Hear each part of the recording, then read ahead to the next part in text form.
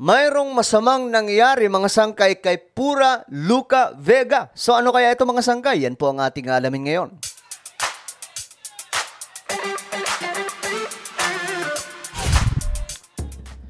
Good day po sa inyong lahat, sa lahat po ng mga solid sangkay, sa lahat po ng ating mga kababayan na lagi pong nag-aantabay dito sa ating channel sa mga mahalagang balita na ating inilalabas mga sangkay. Maraming salamat po sa inyong lahat. And anyway, before we start guys, pakicheck po muna sa ibaba kung kayo na po ay nakapag-subscribe, at kung hindi pa mga sangkay, may makikita po kayong subscribe button sa ibaba. Wala po kayong ibang gagawin kundi i-click nyo po yung subscribe, tapos i-click nyo po yung bell at i-click nyo po yung all. Ulitin ko, click the subscribe down below. Okay?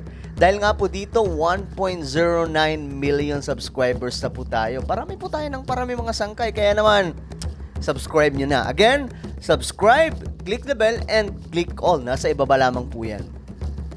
So ito, alamin po natin itong balita mga sangkay, itong mabigat na sinapit nitong Pura Luca Vega. Naayon po sa balita, Pura Luca Vega declared persona non grata in General Santos City. Okay, hindi na ako magre-react dyan. O hindi ko na kailangan basahin yan dahil alam nyo naman yan mga sangkay, no? Alam nyo na ang balitang yan. Okay, pakinggan na lang natin to. Magsaka tayo magkomento. Ito. Grata sa General Santos. Idineklarang persona non grata sa General Santos City ang drag queen na si Pura Luca Vega. Agay, sakit. Sabihin, hindi na siya welcome sa Gen San. Kinokondena raw ng lokal na pamahalaan ng viral performance niya sa saliw ng ama namin habang nakabihis ala poong Nazareno. Sabi ng LGU, malinaw na naka-offend sa Christian community ang performance ni Pura Luca Vega. Sabi naman ng Simbahang Katolika sa General Santos City, tama ang hakbang ng lokal na pamahalaan nila. Wala pang pahayag si Pura Luca Vega tungkol dito. Ngayon mga sangkay, ito. Tingnan po natin yung mga komento. Siyempre bago tayo mag-react dyan, okay? Ito, wait lang.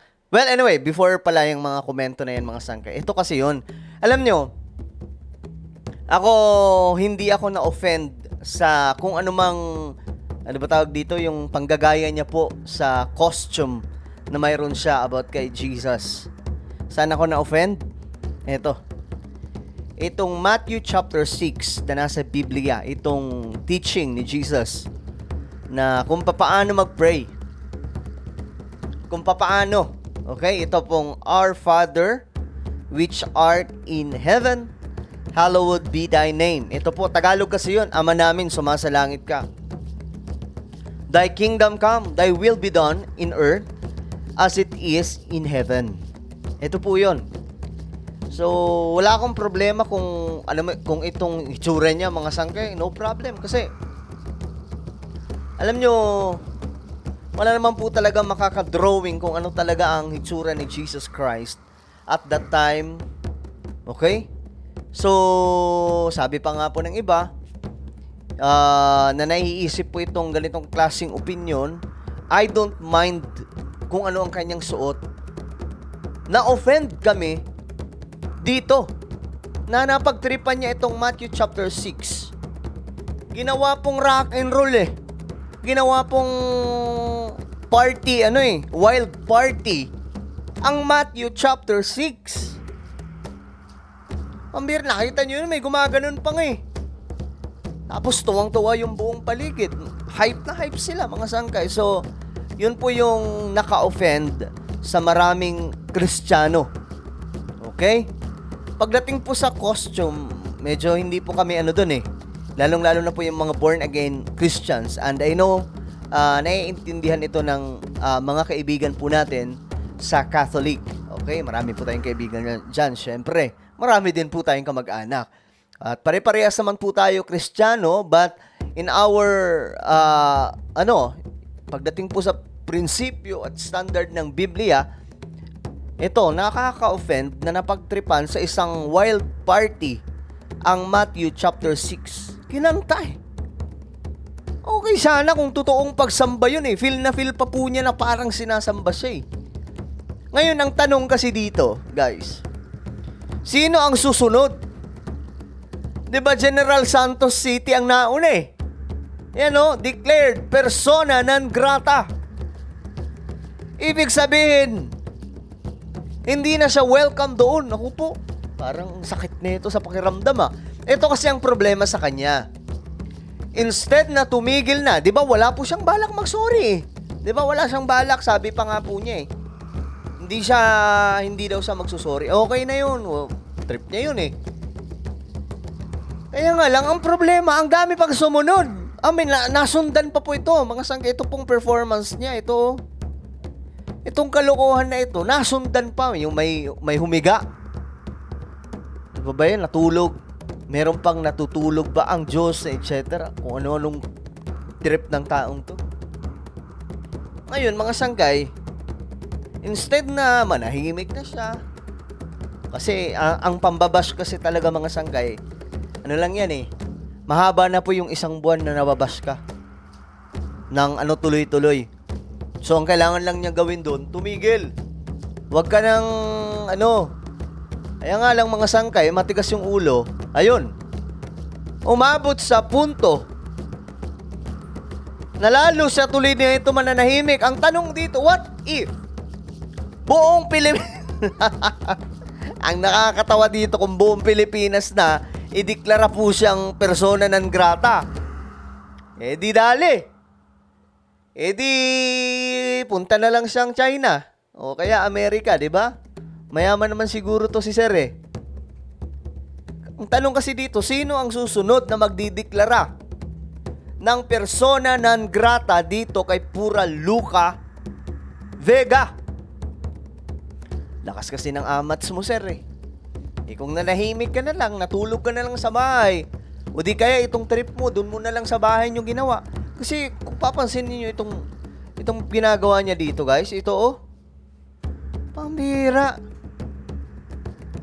Feel na feel niyang para siyang Diyos Ayan po yung mga trip niya. Ayan. Ito yung unang na-offend po dito yung mga kaibigan po natin sa Catholic O, di ba? So, ang problema nito mga sangkay, yung mga kaibigan natin sa LGBTQ. Mukhang maaapektuhan daw po kasi dito yung performance neto sa SOGI bill na yan na pinaglalaban po nila. Kasi ang dito mga sangkay, nasundan, di ba? Yung kay Aura, gustong makakita ng hotdog.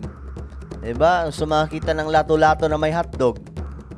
Ito naman, napagtripan yung sa kanila lang din, mga sangkay, sa community nila. Problema dito, yung iba na dadamay sa mga kalokohan nila. Siyempre, may mga matitino naman dyan. May mga kaibigan nga rin pa ako dyan sa community ng LGBT. Kaya nga lang mga sangkay, sabi pa nga ng ibang mga tropa natin sa community nila, paano tayo aanuhin yan? Paano yung ipinaglalaban natin kung kung sila mismo nagkakaroon po ng error, 'di ba? Well, alam nyo, pag magbasa po tayo ng komento dito, ito. Naku. Ang dami dito guys. Ayan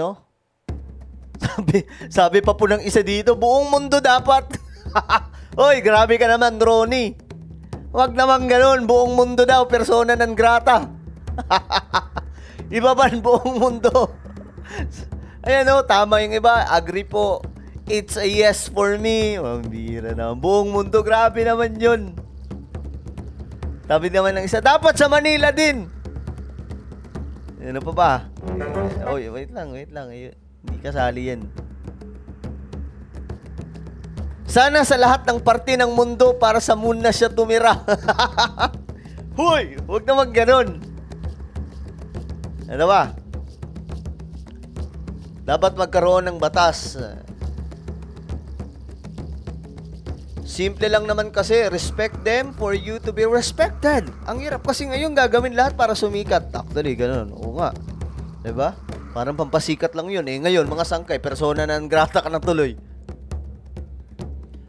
Ipadala daw po siya sa Iraq. Hindi sa Iraq, sa Ukraine diba? Gusto sumikat Sa Ukraine ka, ewan ko lang, di ka sumikat doon. Well, ano po ang inyong opinion mga sangkay? Kayo, Ano po ang inyong opinion tungkol po dito? Just comment down below. And now, I invite you to please subscribe my YouTube channel, mga sangkay. Wait lang, ayusin lang natin. Subscribe my YouTube channel. Ito po. Ito yung isa kong YouTube channel. Sangkay Revelation. Ako, magaganda yung topic natin dito. Kaya naman hanapin nyo ito sa YouTube. At kapag nakita nyo na itong Sangkay Revelation, gawin nyo lang, i-subscribe, click ang bell, at i-click po yung all. So, ano po ay magpapaalam. Hanggang sa muli, this is me, Sangkay Janjan. Palagi nyo pong tatandaan that Jesus loves you. God bless everyone.